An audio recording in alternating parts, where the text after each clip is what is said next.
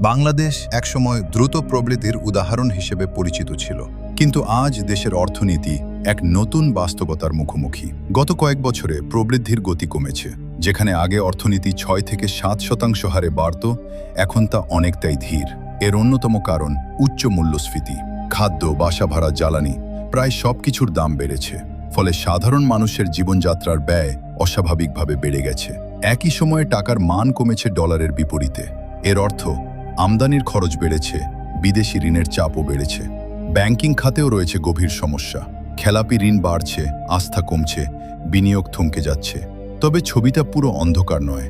বিদেশে কর্মরত বাংলাদেশিদের রেমিটেন্স এখনও অর্থনীতির বড় ভরসা। বৈদেশিক রিজার্ভও ধীরে ধীরে স্থিতিশীল হচ্ছে। আর একটি বড় মাইলফলক, বাংলাদেশ এখন উন্নয়নশীল দেশে উত্তরণের পথে। বিশেষজ্ঞরা বলছেন, বাংলাদেশের অর্থনীতি ধসে পড়েনি, বরং একটি কঠিন সমন্বয় ও পুনর্গঠনের সময় পার করছে। কিন্তু সামনে বড় প্রশ্ন রয়ে গেছে। বাংলাদেশ কি কাঠামোগত সংস্কার করতে পারবে? ব্যাংকিং খাত কি শক্তিশালী হবে? অর্থনীতি কি আবার দ্রুত প্রবৃদ্ধির পথে ফিরবে? এই প্রশ্নগুলোর উত্তরই নির্ধারণ করবে বাংলাদেশের অর্থনৈতিক ভবিষ্যৎ।